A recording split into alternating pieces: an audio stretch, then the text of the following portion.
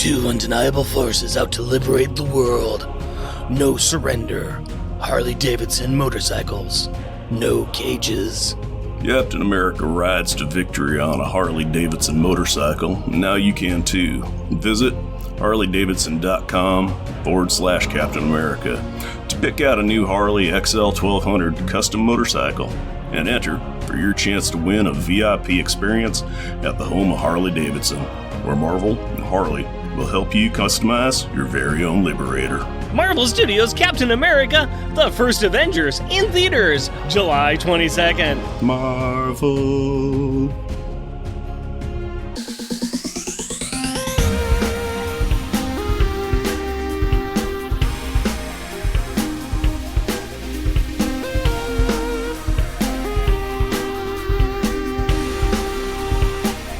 Welcome, dear listener, to our podcast. Jeff and Rick present Unpacking the Power of Power Pack, where we journey through each issue of comics that include a member of the most underrated Marvel series from the 80s while drinking beer, analyzing awesome and amazing adjacent adolescent adventures, and absorbing alcohol. I am Jeff. And I am Rick. Random like a drip, drip, drip that'll never stop. Whoa. Banter that'll tip, tip, tip till you just go pop. Whoa. Random banter time, buddy. Talk to me, tell me tall tales and tantalizing tidbits of trivia today. I will be glad to. I don't know what that was from, but I'll be glad to talk to you about stuff. The song's name is Surface Pressure, sung by Louisa, off of Encanto. Nope. Okay. So there's two reasons why I picked this for the random banter. One, Louisa's big, strong character. She's great. She's indestructible and everything, but she's got a lot on her plate. She's got way too much going on. She's really stressing out. It's like on the outside, she's like, yeah, I've got it all together. But on the inside... Right. Okay. Encanto. Yep. She's got a little bit too much going on. And I feel that Spider-Man has a little bit too much going on. So he's a lot like Louisa. So that's the first reason. Right. The second reason that I brought it up is because I watched Encanto and I really, really like that song. Okay. All right.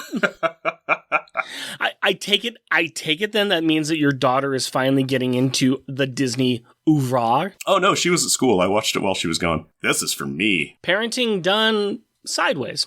Nice. I think that her and Hillary actually watched it months ago, and it was my turn.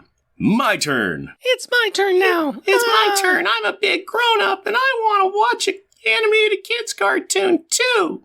And I did. I was doing something from the first episode of South Park there, so. Hey, you guys. I'm going to watch Encanto. Have you watched any other movies or anything? Oh, actually, I did. I watched Rocketeer. I discovered that because I watched Mandalorian, and I was like, okay, what do you suggest because I watched Mandalorian? Oh, a jetpack buddy. The Rocketeer. And The Rocketeer came out 24 years ago, and I have been wanting to see it for 24 years, and I've been having an impossible time finding it. I did catch a tiny little bit of near the end of it once at a friend's place when I stopped by, but it was very much a dip in, see a dramatic explosion, and then go somewhere else. I'm like, I think I know how the bad guy dies, and then... Yeah, so I watched that, so I was excited about that, and I also watched the season ender of Mandalorian today in one sitting because I really didn't want to look at any YouTubes or media sites or just like general news and go, here's spoilers. It's been out for 2 hours. Obviously, you should have seen it. So let's discuss the spoiler. So I'm like, I need to just not look at anything online and watch that. So please don't say anything because some of us have to work during the day. Not a problem. Also, I'm not sure exactly when I'm going to get a chance to see that because my family and I have been watching Mandalorian together. And next couple days is going to be kind of busy because my random banter is my sister-in-law's new book came out, and by the time this comes out, it's going to be like a month or so off, but her book came out last week, I believe it was, and this week she is coming to Portland to do her book tour, and so she is going to be in Powell's Books on Thursday night, picking her up from the airport Thursday afternoon. She's going to be hanging out with us. My daughter is actually, just because we're going to be kind of whirlwind kind of thing, my daughter is actually going to be staying at a friend's house and going to school with her the next day. But we're going to take her out a little bit early on Friday to see her aunt a little bit and spend some time with her aunt before her aunt jumps on a plane and heads to California for more of her book tours. More of her press junket. Is it just Nicole? Is she just the only one popping in, not the rest of the family? Okay, yeah, that is... just Nicole. And her new book that she's doing is A Living Remedy. It's another memoir. It's her second book. And this is a really good book. She's a very good author. Yes, I am a very biased about it because for me, reading the book, I was reliving my own experiences with her as she was reliving her experiences. Mm-hmm. And so I was kind of like, as the story was ebbing and flowing, I was kind of tracking in my own memories of things happening. I knew things that were coming up in the book, which means that I could like have a pre-cry before the actual tears coming out and crying about the things that were happening in the book. It's very emotional. It's very powerful. She writes about her experiences losing her adopted parents over the past 3 or 4 years and how COVID kind of wove in and out of that. She lost her father, and then as COVID starts and as they're dealing with the grief and the new life her mother has, all of a sudden her mom gets really sick and COVID happens and she's away from her. It's a roller coaster. It's rough, but it's well written, and I think it encapsulates grief and the questions we have with our family and our relationship with our family as we try to move on to our own lives and try to live as adults and to develop our own lives, our own identities, and still trying not to feel guilt for not continuing on with the relationship we have with our families sometimes. Mm-hmm. All right. It sounds like a good mediation on the grief and just life. Yeah. So that's just I like to plug things where I can, and I encourage people if they want to read something real life. I know we deal a lot with fantasy and our sci-fi and our comic books and our goofiness here, but it's a good book, and it's nice to tap into the feelings and emotions of others sometimes and kind of do your own reality check on life as well. Yeah. That's my happy. That's a super happy. Anything else you want to talk about, or you want to get into this book? No, let's just get into the comic. All right. Well, Jeff, can you start us off by giving us a 2-sentence replay of last episode, if you would be so kind? Sue discovers that Reed isn't Reed when Reed shoots her with Reed's gun, and then Reed betrays the old Atlanteans by destroying their city for Reed reasons. Later, the Reeds are in the forever city of the High Evolutionary, bamboozling the evolved Moloids so that they can set them up for another Reed reason betrayal, which is interrupted by the arrival of a floating space city, kinged by Black Bolt and populated by his bevy of brides and their peoples. Now that Alex gets his arm broken in this issue and has to sit out the next 5 issues of this run, 2-sentence replay is over, why don't you give me a beer and tell us what our Power Pack pick is? My pleasure, my friend. I would like you to reach over and grab that bag of booze that I have provided you and brief us on what is inside. It is a black can, and it is Mischief, a hoppy Belgian-style ale, brewed and canned by Brewery Placentia, California. Interesting. Mischief. Why would it be mischief? Oh, Jackal, what do you know of mischief? Oh, bed bugs giving people spider powers. What would you know of mischief? Those poker-playing Avengers, what would they know about mischief? I don't know, I'm lost. But it's a pretty can, it's black and white. Yeah, there is some mischief abound in this, and this is the prelude to Spider Island. So, they're setting up a bunch of stuff, there's a bunch of mysteries going on, there's a bunch of weird stuff happening, and I thought the Mischief by the Brewery would be a good thing to have. This wickedly good golden ale is fiendishly dry hopped to add a layer of complexity to its fruity, crisp Belgian-style character. Citrus and resin aromas combine with notes of ripe melon, pear, and a slightly peppery spice in our winner of the Gold Medal 2016 Great American Beer Festival American Belgo Style Ale, ABV 8.5. You can really smell the citra hops in this. It is a very citrus-forward beer. When you're talking about the other flavors, pears and spices and stuff, I'm like, citra hops. That's when it's coming up to my nose. Very citrusy, which would explain why it's a black and white can with black and white snakes coming off of its little symbol. And Mischief is in orange. And I understand why, because it's a very citrus-forward smelling beer. It's got a lovely beer-colored beer with bubbles, flat head on it, and taste-wise.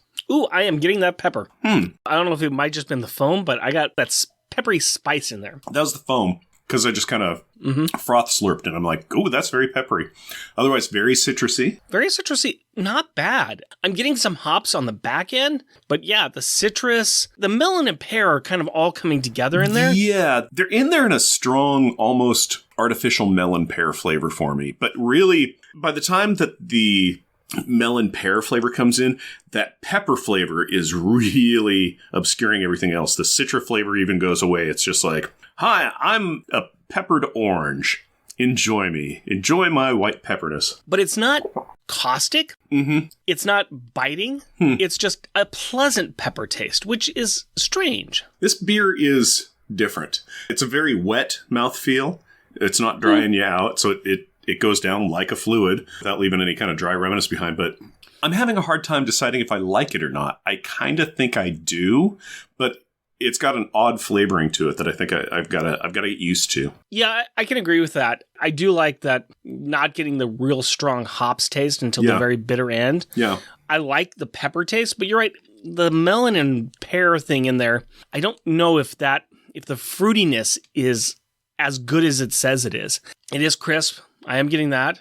No, most part, I'm enjoying it. I really am. Yeah. Like, what's weird is even like the citrus flavor has really knocked down too and become almost like a dusting on all the pepper notes. This is an odd beer. I'm curious what I'm going to think about this in an hour. Yeah. Yeah, I think I'm going to be drinking it. I'm drinking it without making faces, so that's a big bonus. Because there are plenty of ones that we have where it's just like, oh yeah, and as Rick's talking, I'll have a sip, and I need to chew my way through my face for a little bit before I can take my turn to talk. So, to be fair, you spend a lot of your time making faces at me, so. This is true. I'm just saying. This is true. Saying. All my social interaction is with a small child, and I'm stuck in a baby interaction mode, and even she's tired of it. She's like, Father, I have left my youth behind. Please cease and desist such shenanigan facial expressions. Well, I'm going to go ahead and say right here and now that your child is not going to be like Niles or Fraser Crane. No, she's not going to be. That's not going to be her trajectory. Nah, right now she wants to be an archaeologist. You go, little Aurora Jones. Who knows? I'm sure it's going to change again sometime soon. She's also wanted to be a dentist and a da-da-da-da-da-da-da-da. It all changes, and it's all good. Well, I would like you to be a reader, if you could possibly find that in your repertoire, and tell us about the opening credits, if you please. Amazing Spider-Man Volume 1, Issue Number 666, September 2011. Spider Island, Prologue, The One and Only. Credits, Writer, Dan Slott. Penciler, Stefano Casilli. Inker, Stefano Casilli. Colorist, Marte Garcia. Letterer, Joe Caramanga. Editor, Ellie Pyle and Stephen Wacker. Featuring Spider-Man and guest starring a mess of other New Yorkers, 'cause it's New York, and a brief appearance of the Future Foundation and Alex Power. Things are looking up for Peter Parker, aka the Spider-Man. That's right, he has a positive attitude and a handle on his life. He has a job that gives him the opportunity and time to build better spider gear. He is proactive in looking for trouble, and he is a team player working with superhero teams and cops alike. Nope, I don't believe you. You do not need to believe me, Rick. Just look at Spidey reacting to and taking out these two robbers fleeing from a neighborhood deli. What? These yahoos? They are nameless, ski mask wearing punching bags. Which our boy takes down and wraps up in a New York minute with a thwop here and a spoing there with a thwack. For good measure, the wall crawler has Crooks wrapped up and waiting just as the police arrive. That was a little tortured, but that's okay. The cops are appreciative and amazed at how much work the webhead is doing, and the owner of the store is pleased and gives the hero a free sports drink.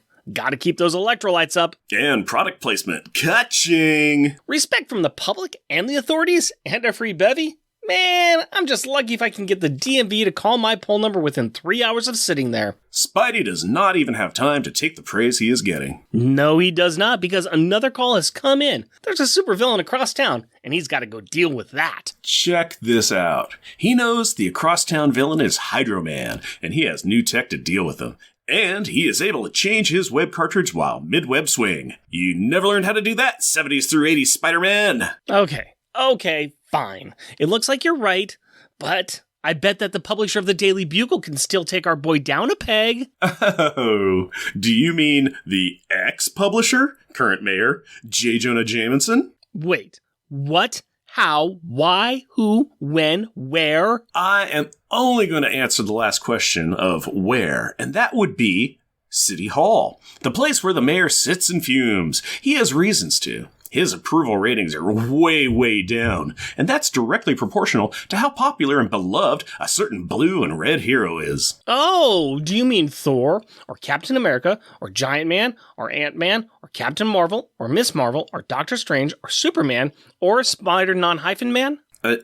Rick, you have to know I meant Spider-Man. Oh, yeah, that makes more sense given the context clues. Anyways, looks like even JJ's old paper is promoting the Arachnid Adventurer and questioning the mayor's anger, hate, and excessive expenditure of tax dollars against Spider-Man. To be fair, Triple J has room in his tiny heart to hate all superheroes. He's just trying to show that they are tearing the city apart. Well, yes, that literally did happen last week, but Giant Man and Goliath apologized. Meanwhile in the Diamond District, Home of the fighting superheroes that are figuratively tearing the city apart! Okay, who do we have here fighting?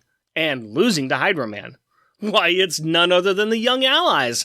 Gravity, Greg Willis, Spider-Girl, Anya Corzon, and Firestar, Angelica Jones. So, 3 against 1, and one of them has microwave/fire powers. And they cannot handle the Water Boy, the Wet Bandit, the Damp Doobatter? Huh, wow. Color me not impressed. Oh, never fear. Spidey is here. So play that 70s Spidey and his amazing friends music DJ. Wickety wickety whack. Okay, give me just a second. I have the MP3 of that here somewhere. Piff, spish, crook. And you are too late because the fight is over. Spidey dodged the Hydroblast and shot his new tech into the water dude, which caused him to freeze up like a popsicle. Ooh, I like popsicles. What flavor is he? Nobody wants to lick Hydro Man to find out. Spidey does not have time to sit and chat, so he lets the trio know that the permafreeze is only gonna really last for about a half hour. So Hydro Man will hold still while these 3 kids babysit while waiting for the cops to show up. Other than that, see ya. Wouldn't want to be ya. Not even time to drop any puns. That still leaves these C-listers with pride. And as Firestar points out, It means he trusts us. It means we're Spidey's amazing friends. I can live with that. and if none of you get the joke of a guy in ice form with Firestar and her original yellow onesie, go ask your parents. Or, sigh, grandparents. Spidey needs to check in with his work, Horizon Labs. Here is where we find out that Peter is reverse engineering stuff he sees or uses as Spider-Man to push his current job as a scientist and engineer forward. Cool. But, hey, being a long-term comic book and sci-fi reader, I'm pretty sure that every evil scientist has taken the same path. Plus, we read the issue where Reed Richards told him not to do that. Yeah, but they were evil and Peter is not. Plus, it was Reed Richards. Isn't that what the bad guys always say too? Probably, but I cannot hear them over my own ego.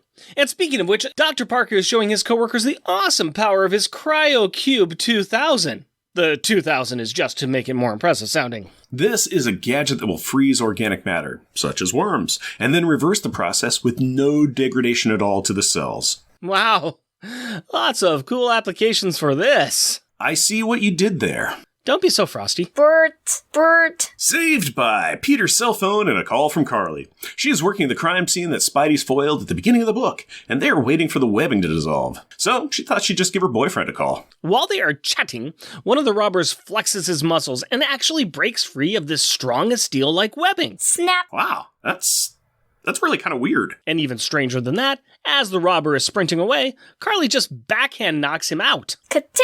Huh. What's happening here? That is what Carly wants to meet with Peter to talk about.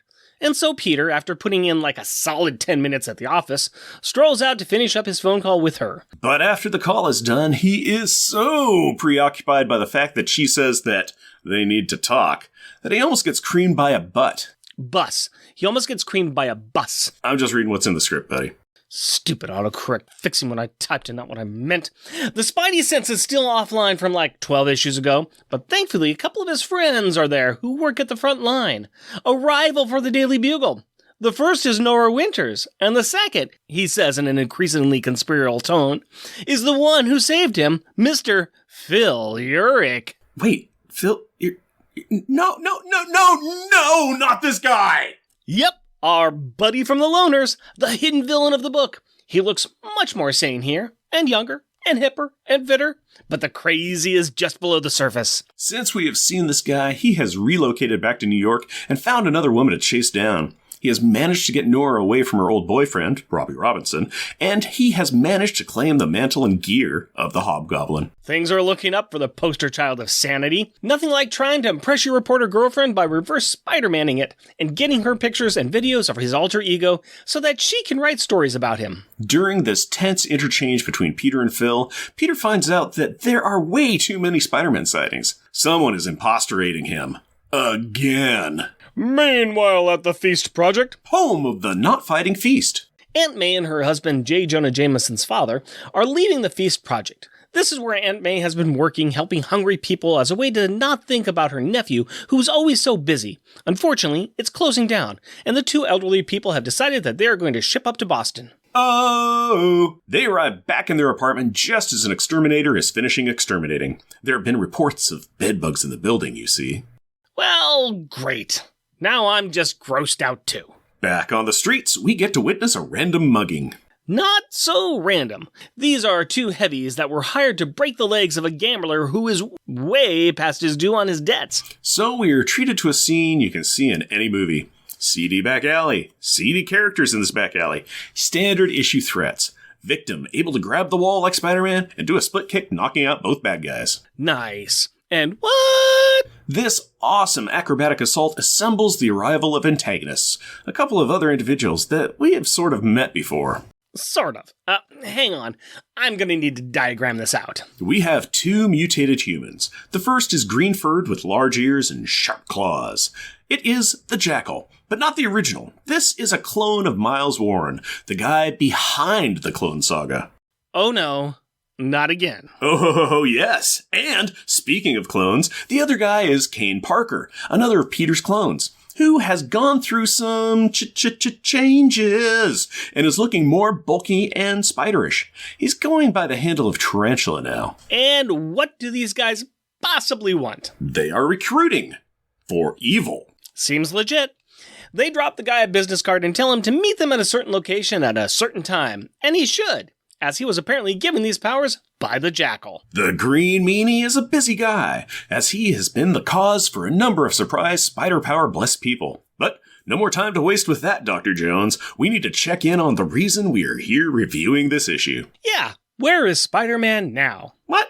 What do you mean Spider-Man? I don't care about him. I care about Power Pack. Specifically, I care about Alex Power. Wait, is that him standing on an FF transport, waving goodbye to Reed, Peter, and Ben, as he and the rest of the Smarty Pants Brigade and Sue take off to New Atlantis in order for Reed to vacuum and reset the alarms in the Baxter building after the attack of the Sinister Six a few issues ago in Amazing Spider-Man, and Sue Richards warns Ben about no poker games while they post up at the Avengers Mansion? Yes, that is exactly what I meant. And also, that was very nice and succinct of you to do that. I do what I can. I need oxygen. Well, hi, Alex. Bye, Alex. I've already forgotten that you were even in this issue. Peter stops bantering with Ben about poker to answer a call from MJ. They're currently just friends, but MJ keeps Peter's head in the game about his commitments. There is May and Jay's last night in town, and also Betty Brant is in the hospital, and Flash Thompson is out of town. Smash cut to Agent Venom, aka Flash Thompson. Wholly overstuffed content, Batman. Please, we do not need him in this book too. Agent Venom is the surprisingly stable pairing of Flash and the Venom symbiote. In the government-controlled process, Venom and Flash work together to handle things like, let's just say, a batch of AIM scientists. Hey, it's a living. And after Flash finished dealing with them, he gives a call to his girlfriend, Betty. Betty is still in the hospital, but she has left her room to stroll around a bit. Plus, she's looking for a story. Golly, it's unlikely, but I hope she is able to find a story in a New York City hospital and a superhero comic book that has already hinted at some very strange happenings going on. Oh, I think she'll be just fine. I mean, just look at that emergency room filling up with people who seem to be developing Spider-Man-like powers. Speaking of people with powers, let's check in on Spider-Man at the superhero poker game at the Avengers Mansion. Love this! It appears that Spidey has not really been invited to many of these games for a few reasons, mostly because of his spider sense and being poor, but also because he talks non-stop. Now that he has some cash in his pocket and he's not throwing around a power that equates him to a telepath, he's more than welcome to get fleeced for his money. Ouch. But fair. After they divorce the webhead of his hard-earned money, he taps out, explaining that he's got some karate lessons. We have chatted about this on the show previously. Since his Spidey sense turned off, he has been learning some moves from Shang-Chi. In fact, It is time for Peter's final lesson. It is time to see how good the way of the spider really is. Awesome.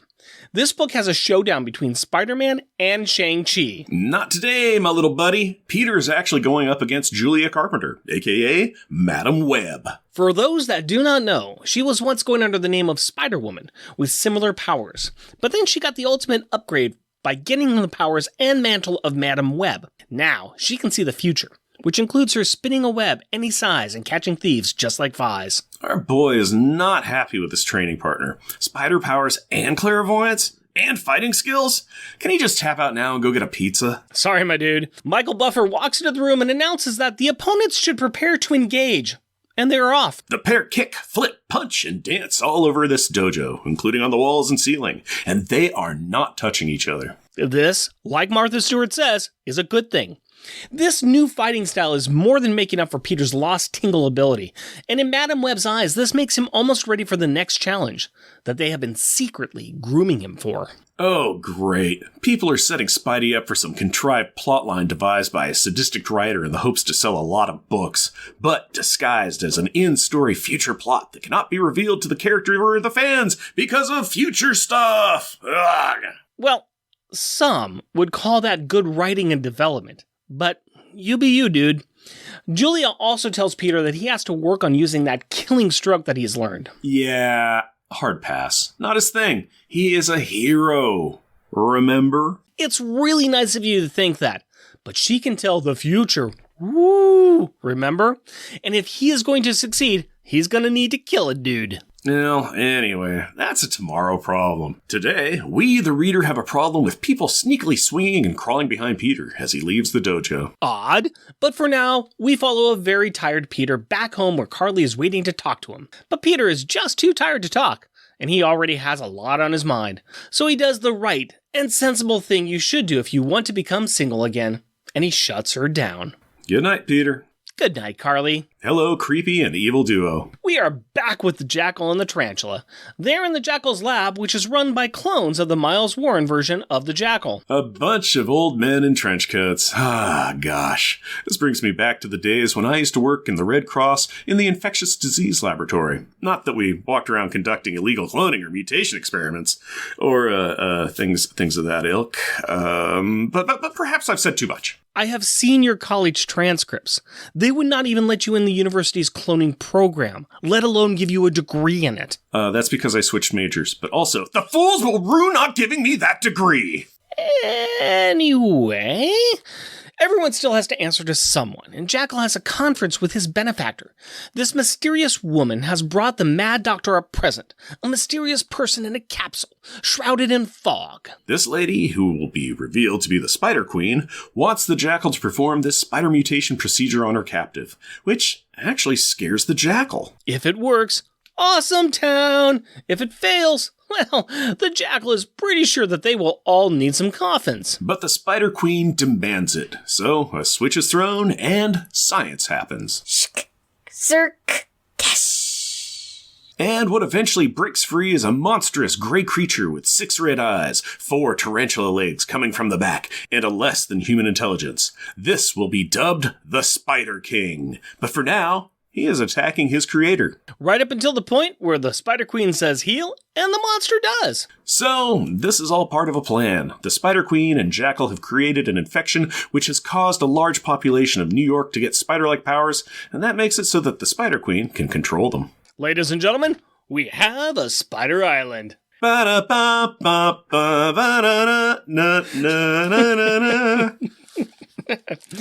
for now, let's go ahead and talk about this crazy, crazy cover, because I kind of like it. This is the themes of the issue, and we're going to start off with the cover credits of The Amazing Spider-Man 666.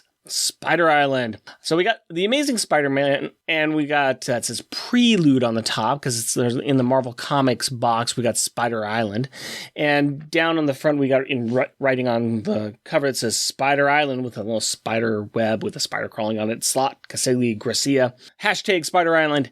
And the main cover itself is the Statue of Liberty, except her face is now the Spider-Man cowl, and it looks like it was painted on there. So it looks like the Spider-Man cowl motif has been painted right onto Lady Liberty's face, and there is a bunch of like spider webs off on the side. And this is an awesome cover. I love this cover. Oh, it looks great. It is very evocative. It gives you a really good idea of kind of like when you know the story, you're like, yeah, that totally fits in. That, you know, because, hey, that's quintessential New York kind of feeling right there. And Spidey and Spider Island and da-da-da-da-da. Yeah, it's great. This is an amazing cover. I love it. There's a lot that you kind of get there. I almost get a little bit of arachnoid phobia kind of a thing. It's like, has New York, has Manhattan Island been taken over by a bunch of spiders? But then there's the Spider-Man cowl there. And so there's a lot of questions going into this. You know, if you don't know the story, here's Spider Island. What's going on? Yeah. So it's kind of neat. I like it. I like it. Is New York getting taken over by a bunch of spiders? Spoilers, yes.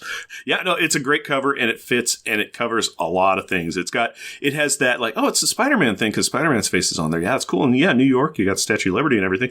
It just has that just enough touch of creepy. It's like, oh, that's cool. But I'm starting to notice the cracks in the foundation, the creeping doom, the unsettling aspects of it, and it's a good cover. It's really great that way. This was done by Michael Del Mundo. So this is one that definitely signed, want this on the wall kind of a thing. Primo. All right, let's talk about this book. There is a lot in this book. This is a huge book. The page count is ridiculous in it. I don't know what Marvel Unlimited said, but you're going through it and it's like this 31 pages of comics, and then I think 2 pages of letters or something. No, it's got a page of checklist and a page of letters. So yeah, like 31-page comic. Much thicker. There's just a lot more content that's here, and there's a lot of things going on. This is the final movement of the pieces into place before this whole thing kicks off. Yeah, and it's going to kick off tomorrow, because that is one of the nice things that they've done in this is Julia Carter, you know, the Madam Web, she's all like, you know, Peter's like, anytime I'm going home. Great, you've been grooming me for something. I'm going home and going to bed. Yes, Peter, go home. Get a good night's sleep because you'll need it for tomorrow. Carly is like, hey, I've developed spider powers, but I want to talk to my boyfriend about it, but he is shutting me down until tomorrow. Tomorrow is a very ominous kind of foreshadowing thing they talk about a couple of times in here, and it's kind of neat. JJ's dad and his wife, May Parker. It's a shame that JJ's dad doesn't have a name other than J. Jonah Jameson's dad. I know he does have a name. I can never remember it for the life of me. I think it's just Jay. I don't know. I think you're right. Yeah. May calls him Jay. I think you're right. It's setting up all this stuff for happening tomorrow, which is cool. I did not read this story back in the day. I still haven't read it. I think I'd like to go back and dive into it and read a lot more of it. It's worth reading. It's really good. Yeah, it's a very cool setup, and I really enjoy where it's going with it. I had to do some looking to, like, who are some of these people that are going to get introduced here, because I need to talk about it. I need to kind of be able to discuss it in this book, and, you know, who are they? What are they doing? I guess you know who the Spider King is, right? Yeah, he's the mysterious man in the tube. Captain America! See, and I didn't know that going into this, which was cool, because I'm like, I had to look at it like, that's Captain America? Oh, that's pretty off the hook. Jackal does some great foreshadowing onto that, because when he's talking to the Spider Queen and got this mysterious guy in a tube, he's like, oh, wow, I've always obsessed over Peter Parker's DNA, but this is... Oh, gosh, what are some of the things he says? Let me just look it up, because it was just amazing. And of course... No, you're right. As he starts talking about, once I looked up and saw who it was, I'm like, oh, everything he says makes sense. Yeah. He talks about how much he's wanted to go after this. What if we lose control? I don't think we're going to be able to control it if we lose control, because Captain America's the ultimate fighter. Yeah, there's a lot of cool stuff that's in there. He's perfect down to the last cell. For all my years of obsessing over Parker's DNA, I have to admit, I'd always dreamed of studying the prime specimen. Yep. What was another thing that he said? Oh, yes, and now you want me to try our experiment on the real firstborn of this era? Yeah. It's so many things that are just, it's like, yes, you're alluding to who it could be. And it's really good when the reveal happens. And it's like everything you're saying. Because when I was reading this, I'm like, oh, I forgot this part. But yeah, God, I know who it is. And I know who it is. Thank you, Jackal. I know who you're talking about. I enjoyed this. Like I said, there's a lot to this book. There's a lot going on. But I think that Slott does a really good job. And big props to his artist, too. Because I think the artist And the layout of the book itself does a lot to help move the story to the right beats. Mm-hmm. There's a lot going on. We don't need a lot of other things that are taking our time, but you got a clean art. You've got well-defined areas that Peter's going to. You don't need to do a lot of explanation about where he's at, what he's doing. The art's carrying a lot of that itself. And so it makes a nice and refreshing read, even though we're reading a lot of stuff and there's a lot of moving parts in it. Yeah, and there is a lot of moving parts in Spider Island. But again, well worth the read. Really well worth the read. I would highly recommend going and giving it a chance. Because even just the fact that it was like, oh, we're going to read this issue. I'm like, God, I really want to go back and read this run. And I might. Yeah.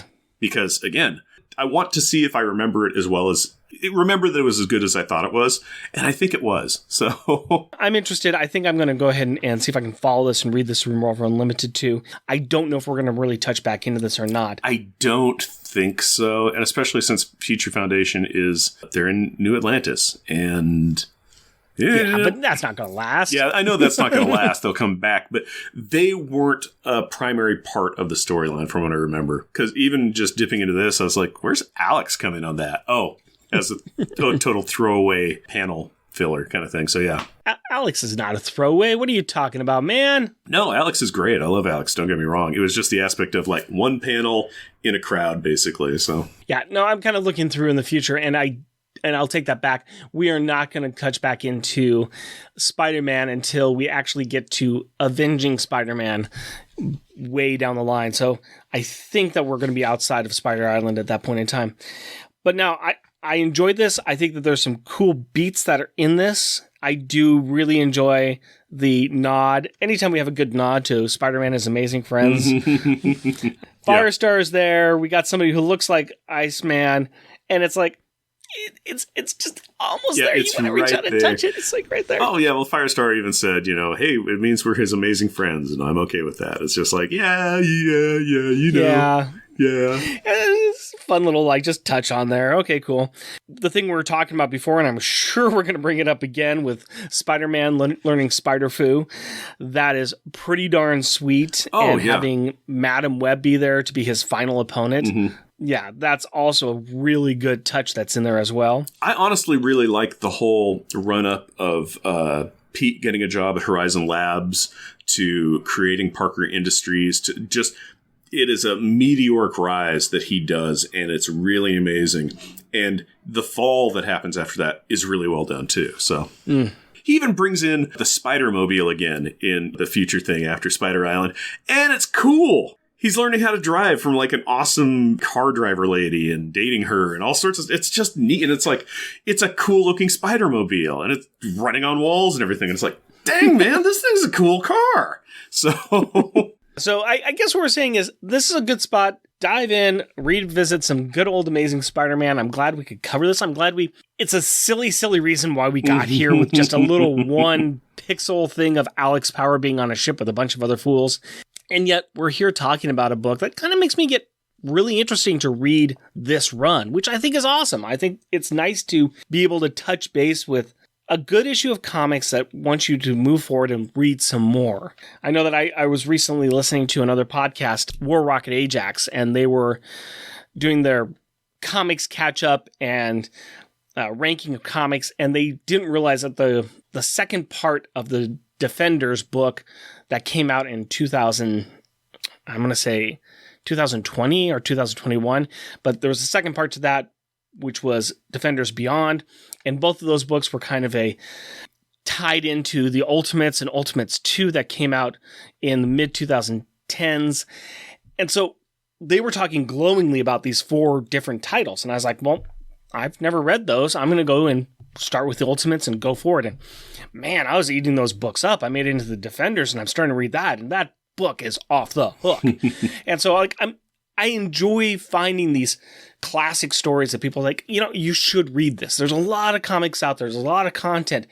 And just finding something that's some good writing, good art, and good storytelling, going with that and enjoying it is always enjoyable. Oh, it is. It can be really hard to, too, because as you said, there are so many comics that are out there.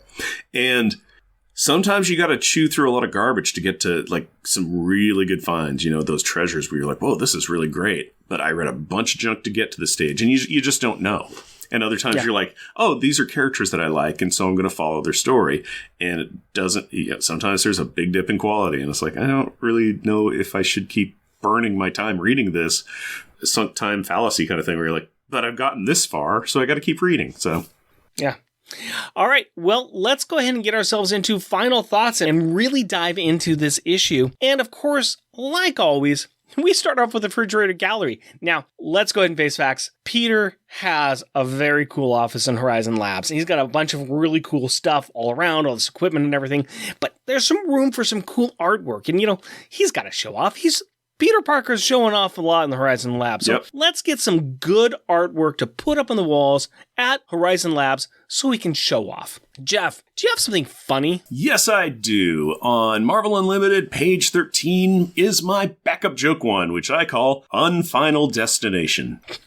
And this is when Peter was about to get hit by a school bus, that modern staple of storytelling in movies and TV shows where you want an unexpected scare. So a bus hits you! And Phil saves him from stepping out in front of a school bus and getting hit by it. So, yeah. It cracked me up just due to the fact Spidey is almost getting hit by a school bus, the perennial student, and also the fact that, like I said, it's just a staple if you want a shock in so many different things, is just, and then have the person hit by a bus. So, and what's even funnier is that he's saved by, a villain. Yeah, the Green Goblin. I mean, the Hobgoblin. I mean, the Goblin Knight. I mean, the Goblin King. Yeah. I mean, the...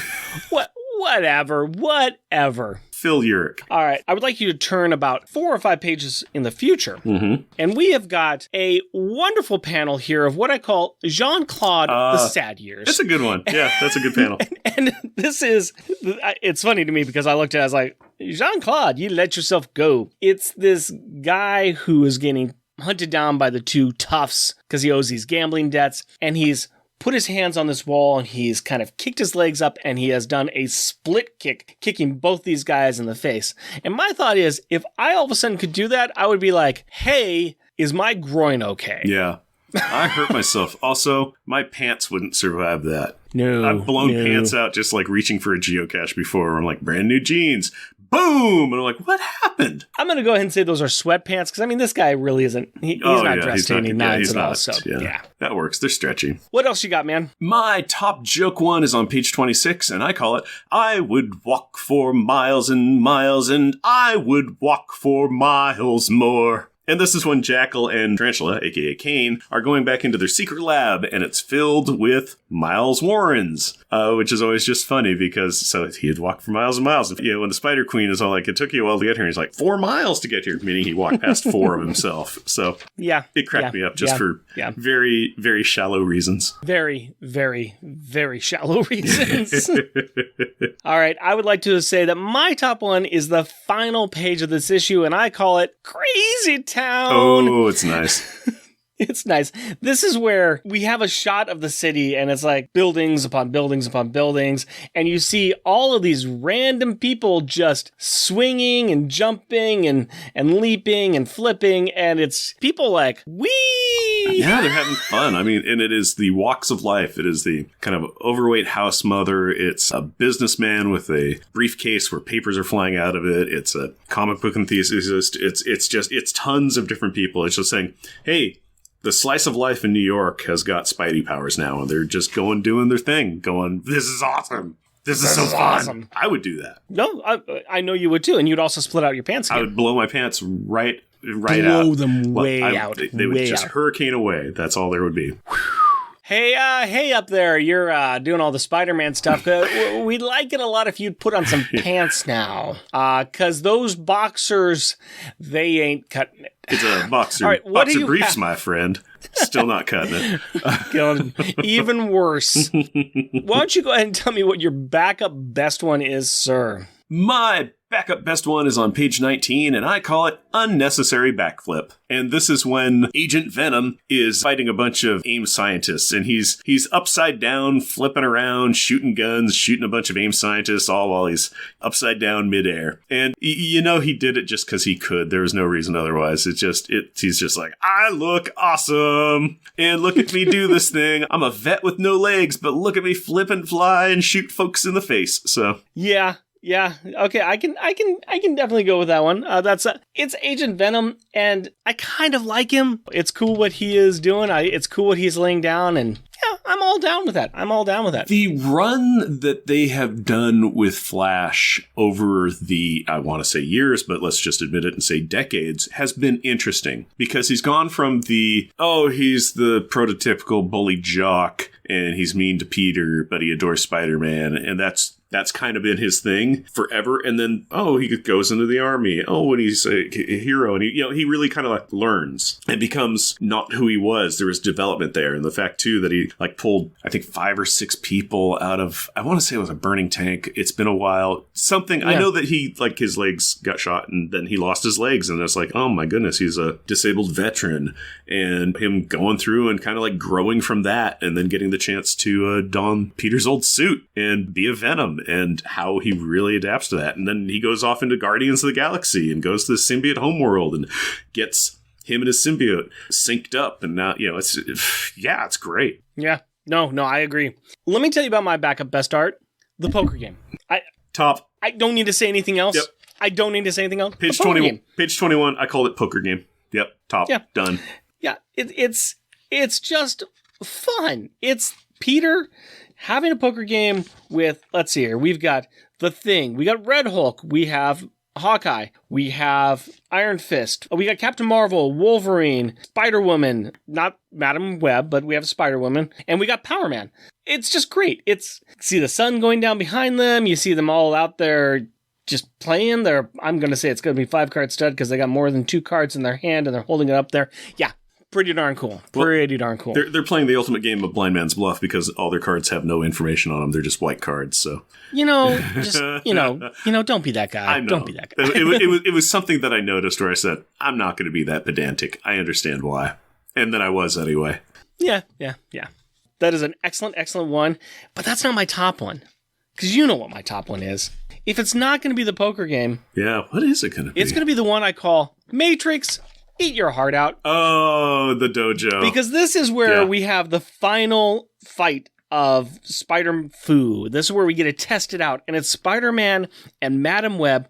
And it's one shot. And there is 1, 2, 3, 4, 5, 6, 7, 8, 9, 10, 11, 12 different images of Spider-Man and Madam Web punching or throwing kicks or doing something all across the floor, up the wall, on the ceiling. It's just fantastic. It is a lot, and it is cool. It is really neat. It's also a great way of showing a whole lot of action in just one panel. Yes. It took care of that section of the story where it could have dragged it out a long time, but they're like, we've got a lot of beats to do. We've got this, we got to go there, we got to go here, we got to go there, we got to ignore my girlfriend when I get home. And so doing the Kung Fu scene and basically just having it done in a page. It's a great moment in here. Once again, it's lifting Peter up to a new level with his fighting skills, which is great. Cashed in all those karma points in the Marvel superhero game, and he's ready to go up to the next level. Yep. Spending that, how many karma points was it for a power feat was 100? How much was it for a skill? I don't know. We'll have to ask Auburn Elvis or something like that. But we don't have time for that, man. We don't have time because it's rubber and glue moment. And we need to find out what was the best or most childish insult. Jeff, thanks a lot, Drippy.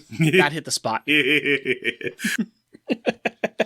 Calling Hydro Man Drippy. Yeah, it was a great one. It's a great one. Yep. It's a great one. What do you got? I have something just like right above that where Hydro Man has just beat up the young allies. Gravity's all like, he got me and I swallowed. Does that mean part of him's inside me? I'm going to be sick. Stuff like that. And I just love Hydro Man's response on this is like, face it, you brats are in over your heads. And here's where you drown because of here comes Spidey. I just like, face it, you brats. Yeah. You're in over your head. So he's got that like water pun, but also brats. You're just brats. Look, young allies, that's great. You're brats. My top insult, it really is the entire poker game, but I'm going to go ahead and say we're going to give this one to Miss Marvel. And then there was money. Now that you're earning some, it's worth our time to fleece you. It's mostly just the fact that they're all mocking him. Wolverine saying, you talk too flamin' much. Your spider sense, we don't play with telepaths. Yep. They're just all ribbing him. And I like just the entire gang up. We are just making fun of you now. No, the Marvel poker games are always a highlight, usually, in comics. Yeah. It's always just like, yeah, I want to see these guys let their guard down. They're hanging out. They get to razz each other. They're enjoying each other's company. They're just, yeah, we're heroes, but we're off the clock. And it's always so nice. So yeah, just wonderful. What about you? What's your top one? It's on page 21, and it's when Ben and Pete are going to the Avengers Mansion to go to the poker game. Ben just keeps on kind of asking him questions about, like, MJ is like, so, you and your ex, what happened there? Long story. Just saying, you guys were good together. Drop it. She was hot. Had a real girl next door thing going on. You're from Yancey Street. Girls next door are missing prominent teeth. Yeah. Punch, punch, punch, punch, punch. Always good to make fun of Yancey Street. Yeah. Always good. Now, Jeff, I got myself a hard question for you because we need to talk about the Parent of the Year award. And that's really difficult because, well, all the children are gone really quickly. So we don't get too much parenting interaction here. I'm curious what you're going to say. I know that for me, the Reed Richards Award for good parenting goes to Sue because she is taking the kids out of town while Reed fumigates the building. So good call, Sue. You're being a good parent. You are taking your kids away from a hostile environment with Reed doing whatever he's doing to the building. So let's go ahead and give that award to Sue. I like that. It was on my list of potentials, and I did not go for Sue. I went for MJ. Okay. That pretty redhead girl next door who has all her teeth. Because she is parenting our good buddy Peter. Yep. She's making sure that he is going to his right appointments, that he's not forgetting to do things, that he is making sure that he is calling and checking in on his friends and going and checking on his aunt. Yep. She's been a good mother to She's Peter. been great. I think that is a wise choice because Peter is a child. As we've well established, he is just an adolescent who needs that kind of hand-holding. Her just being on top of his schedule and reminding him of things that he doesn't know. Some he knew. It's just like, hey, your aunt is leaving tomorrow. Yep, we're taking her to the airport. That's dealt with. What you got next? Betty's in the hospital, and her boyfriend's gone. She's lonely. Yep. Oh, okay. It's just like, yeah, it was MJ. 100% for me. Nope. Sue, great choice. For me, it was MJ. Let's talk stars in detention then. We have to identify who is the best and who is the worst in this issue. Let's talk about worst. Who do you have the worst in this issue? Well, Stretcho, Ben. I'm saying Ben. Here's the main reason why. It's when they're going to the Avengers Mansion and he keeps on kind of pestering Pete about MJ because he's like, MJ calls, he's like, oh, hey, is that Red? Hey, Red Eye. He's excited that she is still talking with Pete and he likes her. But there's a point, and this is a point after the night with Alicia, his, Ben's girlfriend, and he's asking Peter about MJ going, no, she's seeing anybody? Because maybe I could. I see that more as a friend just giving the Mickey to another friend. So I'm willing to give Ben some leeway there. I'm not saying he's the worst. I'm going to tell you who my worst is. Is it Sue? Because I was going to say Sue because she didn't want Ben to have a poker game. No, I'm going to say this. And this is going to be the absolute right answer for this book. J. Jonah Jameson, because I believe the polls. Oh, there you go. Yeah. He is the worst in this book because the polls say so. He is worse than Spider-Man in this book, so he is the worst one out there. His unfavorable rating is way, way high. This book has told me that the worst is J. Jonah Jameson. Enough said. Yep, his Q rating is really low. I cannot argue that. There are stats. Of course, that means that, I gotta say, according to the polls, Spidey's the best. I get but also, I'm going to say, too, that he is also the best in this issue because he's actually living his best life. He is. Sure, he's making mistakes. But you know what, though? On the whole, he is living his best life right now. He could be paying more attention to Carly. Negative points there. But man, he has got things dialed in. So I got to give him props for that. No, Spidey is an excellent choice. He was my default one to go to. But on rereading this issue, I've decided that I'm going to go with Madam Web. Okay. And this is because she's gently guiding him to where he needs to be. And I like that. So it was because she even says it's like her and Shang-Chi have kind of been secretly preparing him for something that he needs to be prepared for. And doing it so gently. I liked it. I'm going to go say this, though. It's not really that gently because I'm looking at the fight they had here, and there ain't nothing gentle about that fight. Ain't nobody got hurt. No chins got musicked. There was no sweet touching. That was simply ceiling dancing, my friend. All right. Let's talk about some top grades. We want to go ahead and rate this book, evaluate it against all the other issues with a member of Power Pack in them.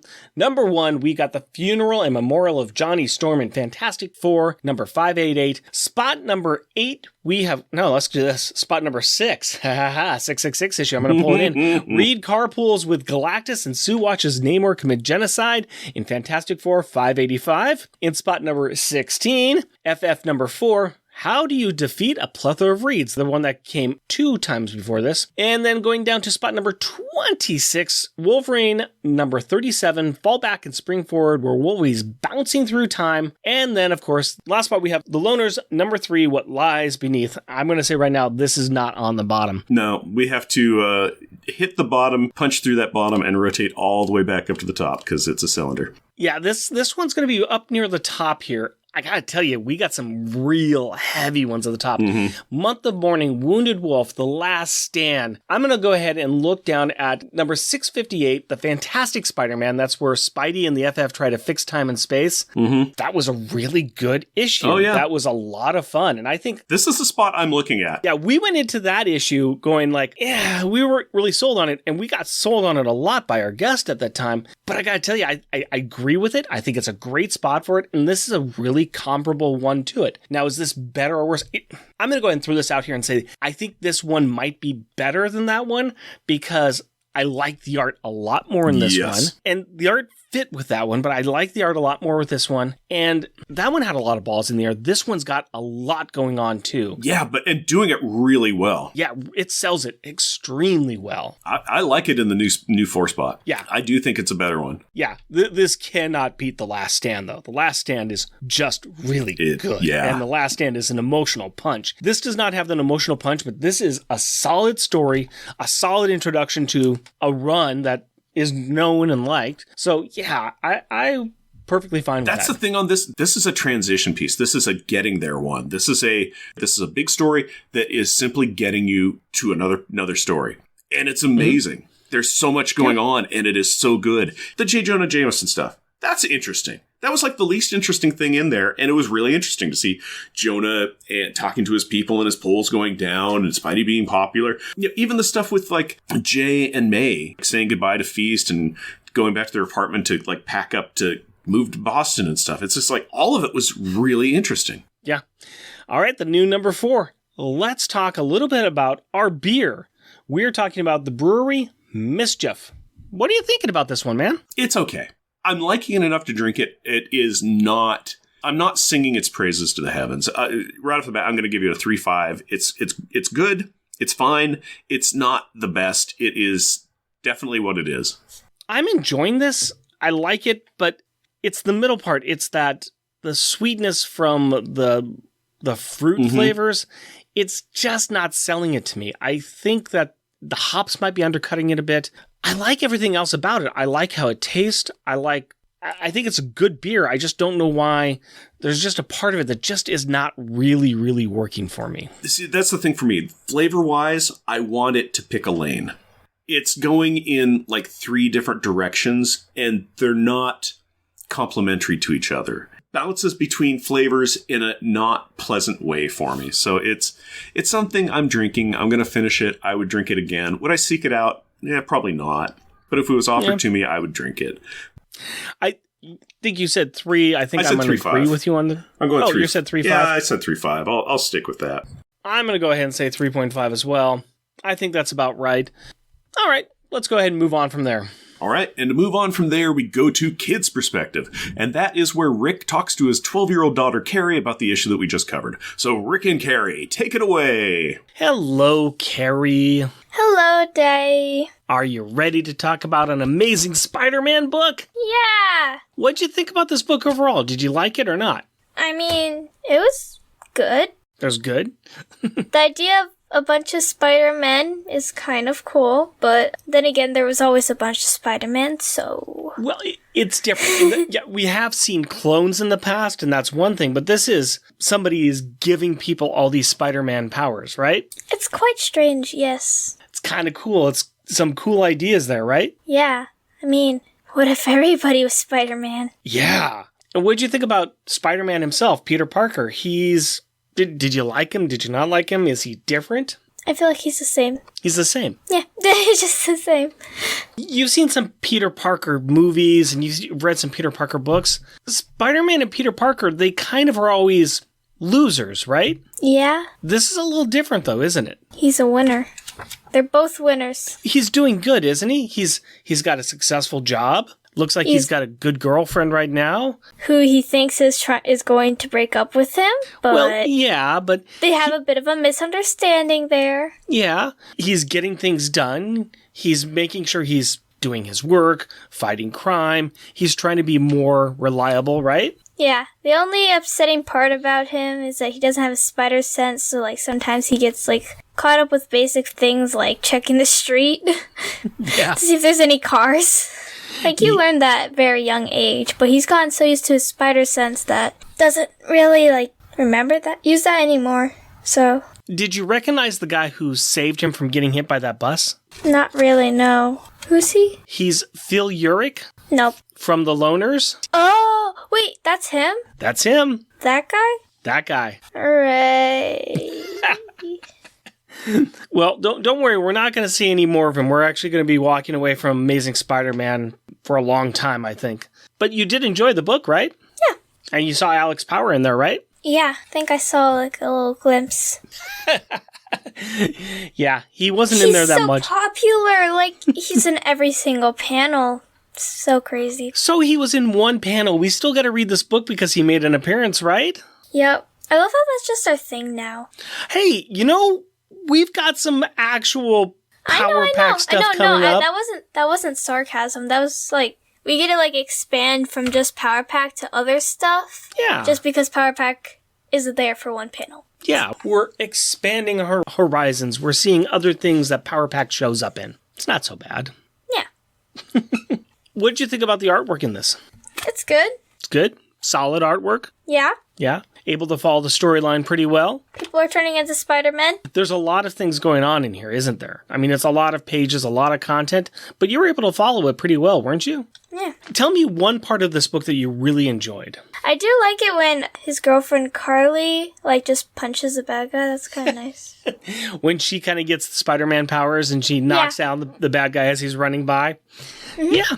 It's kind of nice to see a little twist on what we usually see. She's being able to take care of herself, right? Yeah, which really helps as somebody who does her job. Yeah. Okay. Well, is there anything else you want to talk about? Nope. Okay. Thank you very much for your time then, Carrie. Welcome. I love you. Love you too. Ooh, spiders, Carrie. There's spiders everywhere. Shout out time. We like to recognize those listeners that take some time to write in or leave us a review. And this is for episode 131, where we are covering FF number 3. Whatever happened to all those reads? I don't know. And that includes Andrew Burns, Charles Gears, Clinton Robeson and his podcast, Fan Film Fridays and Coffee and Comics, Hoover Jeremiah and his podcast 4 Million Years Later, Jeremy Daw, Limax7, who says, I'll read Little Alex, Mal, Movie Trailers 239, Scott Sutton Johnson, Waffles and his podcast, Waffle and Mates Talk About Things. We also like to thank those people that give us a little bit of cash to do what we do. We really appreciate it. We can't do this without a little bit of financial help to make sure that we can get these podcasts out there and that we can get the beers to talk about. That includes adorably astonishing and amazing Andrew Burns, Cheerfully cheeky and charming Char Logan, challenging cheesy and chuckling Charles Gears, destructive and devastatingly delightful Damian Witter, dynamically dangerous and devious Doug Jones, intelligent, interesting, and innovative Isaac Perry, jesting, joking, and jovial Jeff Polier, just jealous and jeweled Jeremy Daw, muscly, mighty, and meticulous Matthew Birdsey, mythical and magnificent monologuing Matthew Laserwitz, steely, salty, and steamy Sailor Bear Zodar, sad and sickeningly silly Shag Matthews, tyrannically terrifying and tame Tim Price, way wordy and wobbly Waffles, weird and wonderfully wacky Wind. Next issue, we are going to be covering X-23, Volume 2, Number 14. Be sure to check out the other show that I sometimes do, but not for a while, Monthly Monday Movie Muckabout on the Longbox Crusade Podcast Network. I'd recommend it. I enjoy it when I listen to them. It's fun. And also, we have some merchandise available on Redbubble. Go to redbubble.com and search for Unpacking the Power of Power Pack. Jeff and Rick Present is a bi-weekly self-produced podcast recorded in front of a live studio audience consisting of an empty bag from McDonald's in Portland, Oregon. If you would like to interact with us through the magic of the internet, you can do so through Twitter at Jeff and Rick Present, our Facebook page, Jeff and Rick Present, our email address, jeffandrickpresent, all one word, at gmail.com, or at our website, jeffandrickpresent.wordpress.com. Also, our YouTube channel is at Jeff and Rick Present. And if you would like to help support our show, we are on Patreon. You can find us at patreon.com, Jeff and Rick Present, all one word. We are also a proud supporter of the Hero Initiative, and will be donating 10% of our Patreon donations to this great cause. We encourage everyone to give what they can to this worthwhile organization that helps the creators who provide us with such great content. Go to heroinitiative.org to find out more. Please rate and review us wherever you can. Tell your friends about us, and share your love for us on social media. And as always, we want to thank the powerful people in our packs. My wife Cindy and our daughter Carrie. My fiancée Hillary and our daughter Aurora. We love you. Until next time, costumes off. Our theme music is A's Action by Kevin MacLeod. Also featured in this episode is The Road Home by Alexander Necrado. All music is found at Incompetech.com and is licensed under Creative Commons by Attribution 4.0 license. We can get into the meat and potatoes of this dinner topic of a... No, that went nowhere. That just fell apart and died in my brainstem. Snap. You go, little Oriata. Let me try again. You go, little Aurora. Snap. Respect from the public and the authorities, and a 3... Blah, blah. Snap. Do you also notice I turned IC into icy? Nice. Nice. On the spot, I'm a comedic genius and a smarty. So funny. Oh, giggle me. Snap. Jeff and Rick Present is a bi-weekly self-produced podcast recorded on... Jeff and Rick